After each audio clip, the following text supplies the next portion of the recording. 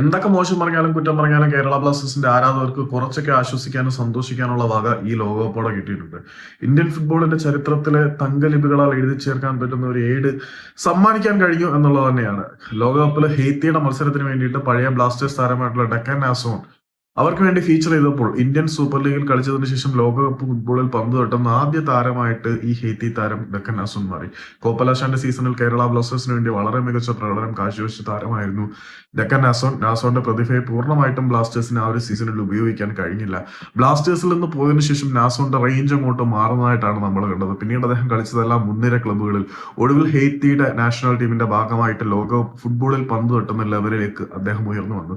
ലോകകപ്പിൽ കളിച്ച ശേഷം ഒരുപാട് താരങ്ങൾ അവരുടെ വെടി തീർന്ന ശേഷം ഇന്ത്യൻ സൂപ്പർ ലീഗിൽ വന്ന് പന്ത് തട്ടിയിട്ടുണ്ട്. പക്ഷേ ചരിത്രത്തിൽ ആദ്യമായിട്ടാണ് ഇന്ത്യൻ സൂപ്പർ ലീഗിൽ കളിച്ചതിന് ശേഷം ഒരു താരം ലോകകപ്പ് ഫുട്ബോളിൽ പന്ത് തട്ടുന്നത്. അങ്ങനെ ISL നിന്നും ലോക ഫുട്ബോളിന്റെ വലിയ വേദിയിലേക്ക്, അല്ലെങ്കിൽ ലോക ഫുട്ബോളിന്റെ വേദിയിലേക്ക് വഴി തുറന്നിറങ്ങിയ ആദ്യത്തെ താരം എന്ന റെക്കോർഡ് ഡെക്കൻ ആസോണിനാണ്. അങ്ങനെ ഇന്ത്യൻ സൂപ്പർ ലീഗിൽ കളിച്ച താരം ആദ്യമായിട്ട് ലോകകപ്പിൽ ഇറങ്ങുമ്പോൾ അത് ബ്ലാസ്റ്റേഴ്സിൽ കളിച്ച താരമായിരുന്നു എന്നതിൽ ബ്ലാസ്റ്റേഴ്സ് ആരാധകർക്ക് ഇപ്പോഴും അഭിമാനിക്കാം.